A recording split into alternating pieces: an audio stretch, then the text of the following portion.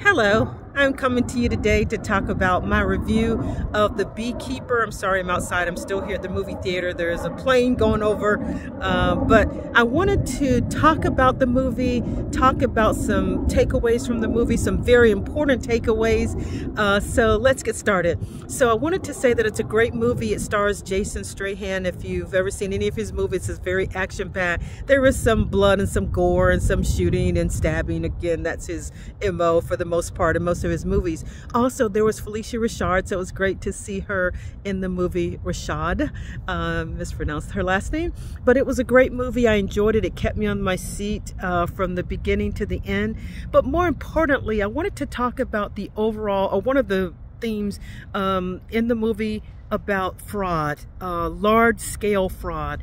If you've ever had a credit card, a debit card, a checking account, you may have been a victim. Hopefully you never have been, but I wanted to come to you. I've worked in the banking system many years. I've worked in fraud. I've worked in, relationship banking, commercial banking, personal banking. Very, very important nowadays to protect your information. There's some things that you can do to protect your identity, but I'll get into that in a moment. But in this movie, and I don't want to tell the movie, but it's a must-see movie along with American Fiction, Origin, and there was another movie I saw recently. But of course, I'm a movie buff, so if it's something that speaks to me, I try to go out to the movie theater. I love movie theater popcorn, like some people. Hopefully you share my love of the movie. So at any rate, getting back to the movie, sorry for the digression, but what happened, again, not to tell the movie, but one of the biggest themes in the movie was fraud. And it can happen to anyone. It can happen to even the most astute person, but you have to be very careful. Anytime you get an email, you get a text message, you get a phone call saying that they're from your bank, even if it has your bank phone number, because there's something called spoofing. And what that is these people who are technologically advanced, they can actually mimic a phone number to look like a real company. For example, if you bank with TD Bank, if you get a phone call on a call on your phone, usually on your home phone, some people still have those home phones, and unfortunately they do target the elderly because they know, generally speaking, they're retired, they have pensions, they have Social Security, they have, amassed a large amount of capital over the years, from their working days. So what they do is they target the elderly, the disabled, sometimes even children. But the point is, be very careful. Do not under any circumstances, if you get a message on your computer that says the computer is disabled, that you have to call a number, do not ever call that number, especially if it has a red border around it.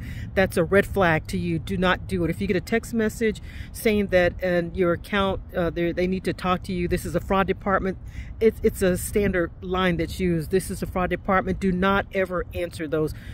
Go to your credit card, go to your debit card. Sometimes they will even test you. They will put the last 4 digits of a card number that you don't even own. So that's a red flag.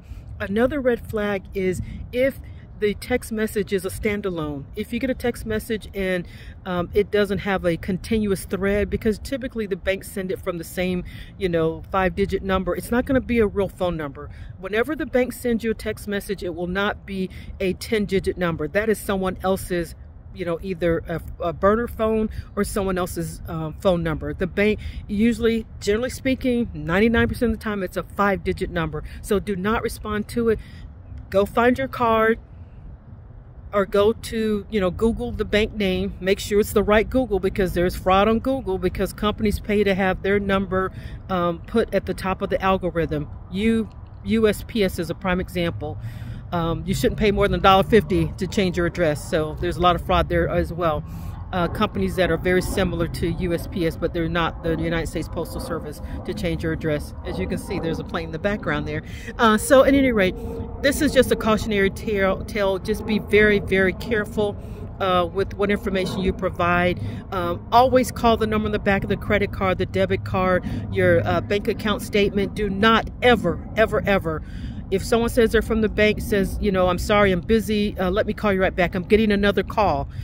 So please, please, please, take this, people are walking by, sorry. Please take this advice from someone that's worked in banking, that has seen large-scale fraud.